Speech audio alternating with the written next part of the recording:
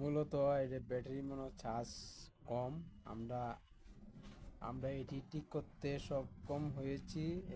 এখন আমরা লাইট জ্বালিয়ে তারপরে আপনাদেরকে আমি দেখাবো যে কি পর্যন্ত চার্জ থাকে ব্যাটারির মধ্যে। আমরা আপনাকে পরবর্তী জানাবো।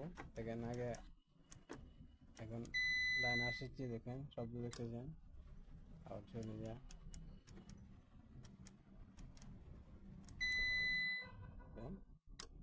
এই যে এইভাবে মূলত ব্যাটারিটা চার্জ কমের জন্য এটা হয়ে গেছে। আমি আপনাদেরকে পরে দেখাবো। সার্কিটটা প্রবলেম ছিল এটার মধ্যে আপনার